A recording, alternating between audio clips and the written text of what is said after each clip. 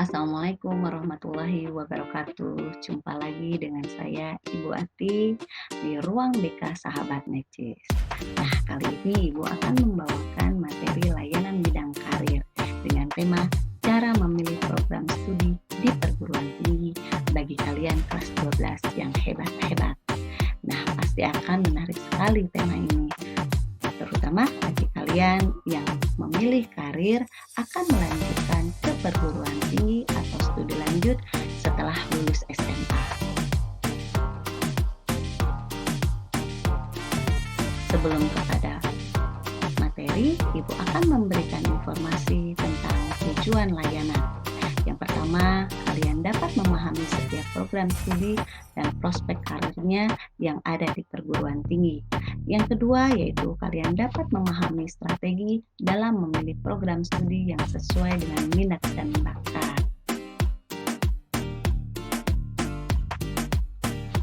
Nah, selanjutnya kalian mungkin tidak akan asing lagi ketika mendengar istilah fakultas dan prodi.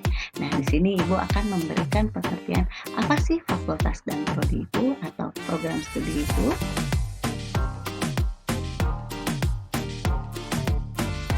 Fakultas adalah sebuah divisi dalam universitas yang terdiri dari sebuah bidang studi terkait.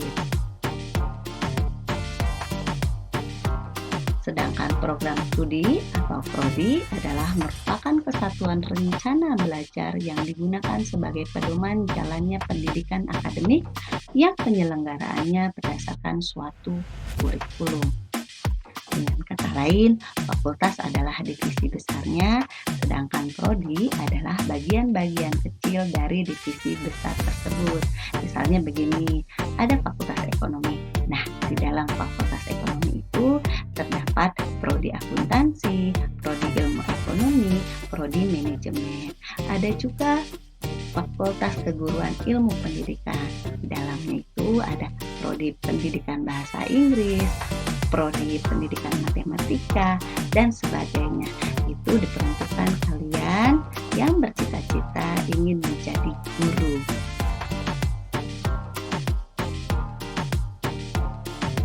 Nah, apakah sama istilah prodi dan jurusan itu? Sebenarnya sih sama, hanya saja di perguruan tinggi, para akademis lebih familiar menyebut pembagian divisi pendidikan dengan kata prodi, bukan jurusan.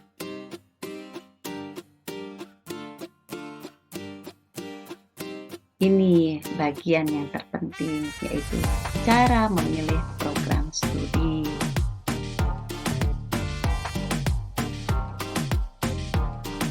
Aspek yang harus diperhatikan dalam memilih program studi antara lain yaitu aspek akademik.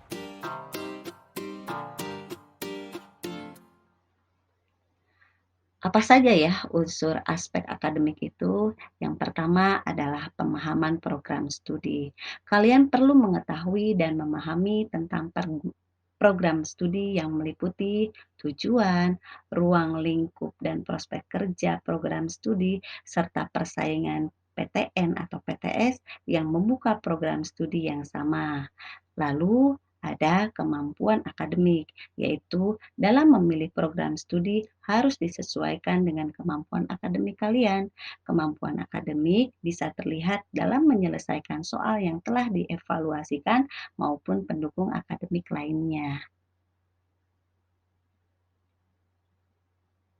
Nah, ini yaitu yang kedua, unsur non-akademik yang harus diperhatikan.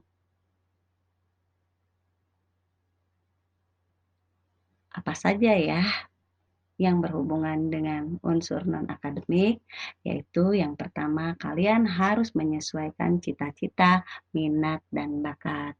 Ketika kalian sudah memiliki cita-cita, maka lihatlah jurusan apa yang dapat membawa menuju profesi tersebut atau pekerjaan yang diinginkan.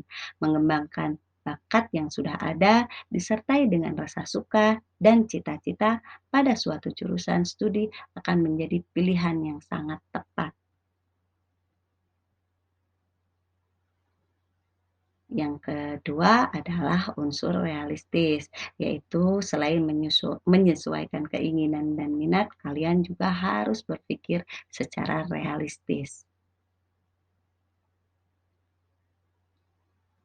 Nah, ini adalah faktor yang terpenting. Yuk, kalian harus menggali informasi yang sempurna dan seluas-luasnya. Silahkan kalian melakukan konseling karir dengan guru BK, atau kalian pun bisa mendapatkan informasi dari guru, kakak kelas kalian, atau sekarang bisa juga melalui internet.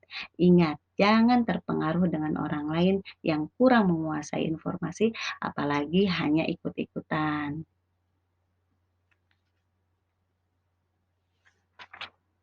Nah, yang selanjutnya yang harus diperhatikan adalah lokasi dan biaya. Perhatikan biaya dan lokasi sesuai dengan kemampuan orang tua, tapi jangan kecil harapan ketika rasa hal tidak memungkinkan. Carilah informasi tentang beasiswa. Nah, sekarang ada program pemerintah yaitu KIP kuliah. Oke, nanti ada bab khusus atau materi khusus tentang sosialisasi KIP kuliah. Tunggu ya. Yang selanjutnya, yang kelima yaitu perhatikan daya tampung jurusan atau peluang diterima.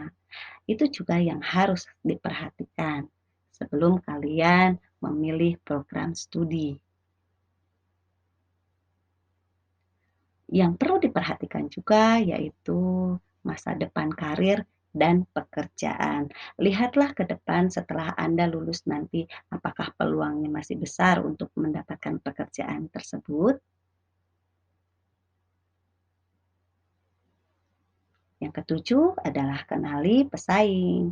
Dapat kalian lakukan dengan mengikuti tryout yang selalu diadakan di tempat kalian. Silakan kalian berlatih dan berlatih terus supaya kalian dapat mengenali pesaing kalian sendiri.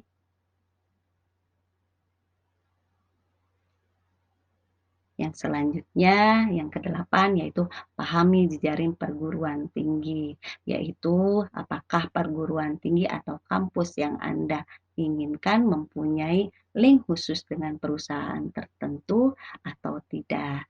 Ini akan berpengaruh untuk pekerjaan atau mudahnya profesi yang akan kalian dapatkan setelah lulus. Dan yang terakhir adalah tren.